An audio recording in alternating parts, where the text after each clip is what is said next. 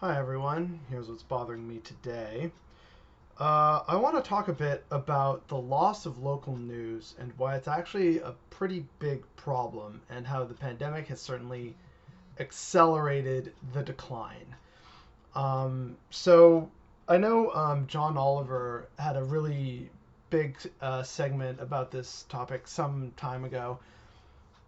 And recently, here in Canada, I was reading on the CBC that the Vancouver Chronicle is shuttering its doors after 112 years of print circulation.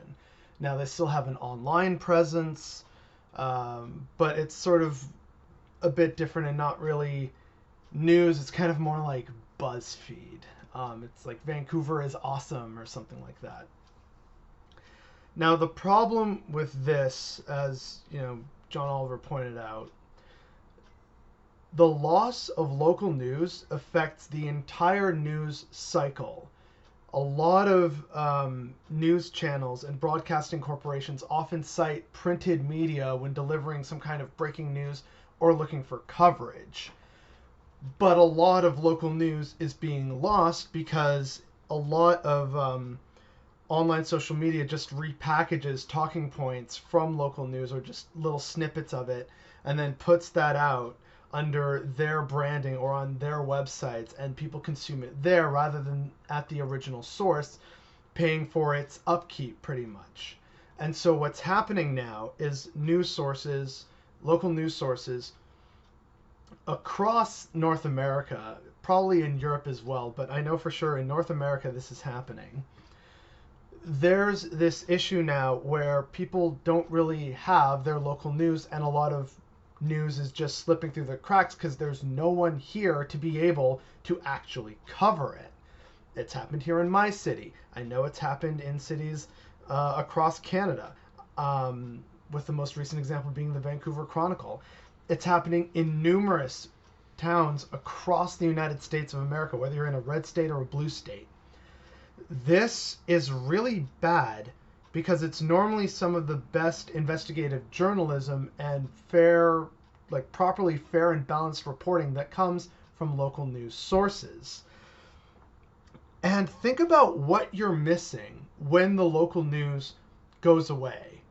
Development amendments, whether your pipes are safe enough for drinking water, what your local city council and municipal government are doing that is good or bad.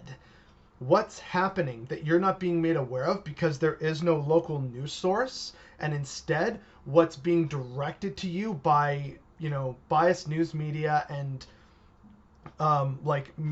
driven trends online that want you to consume and click on the pages and watch views. And this is why we're only getting cat videos and news that pisses us off. And that's a problem because then there's no knowledge of what is happening and being able to get a clear picture. That's why conspiracy theories are so rampant now, and no one's really challenging them because there's no desire to push back against that. People just want to have a simple explanation for a complex problem. But that's not how life ever works. It's never as simple as it may seem.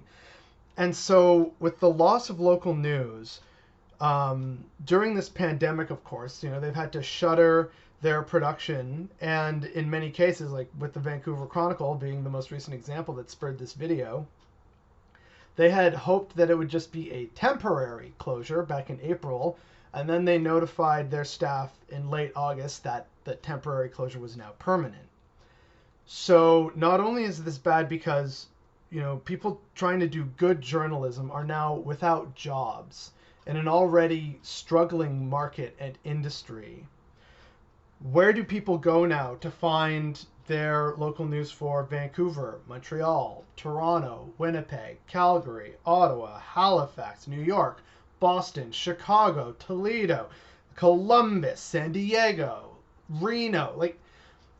Where do you suddenly go if there's no local news source? You may have a few, like your local news media that you would find on TV or online, but those are owned by corporate interests who only want you to know certain things.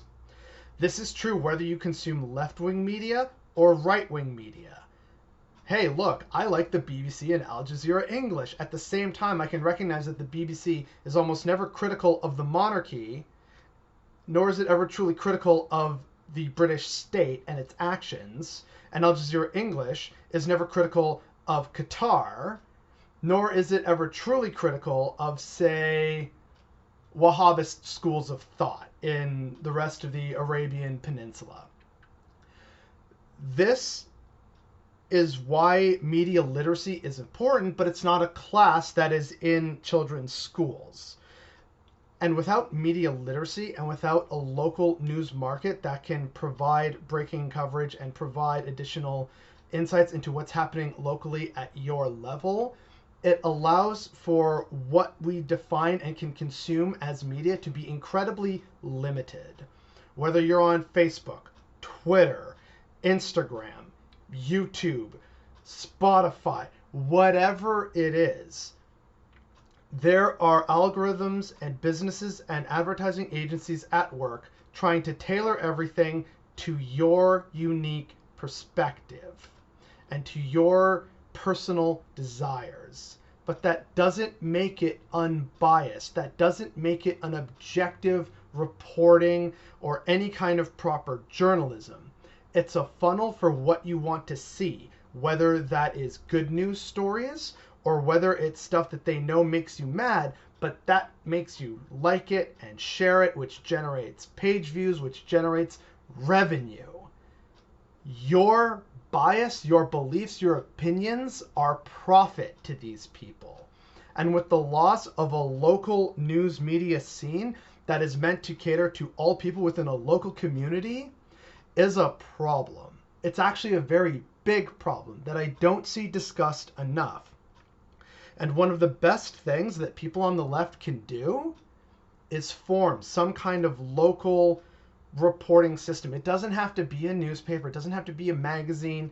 It can just be, an online bulletin board like they had back in the old days of the internet. It can be a little pamphlet, like, local politicians will also often hand these out to show you, here's what's happening, or sign up for this online newsletter. Do something. Take time out of your day to either help print or come up with, report, distribute, maintain an online presence. Do something to bring back a local news scene and rebuild a grassroots movement that can improve media literacy, that can improve better relations between people in a city and make them more aware of what is happening within their local communities. Because without that, we go blind in a world brimming with information. And that's what's bothering me today.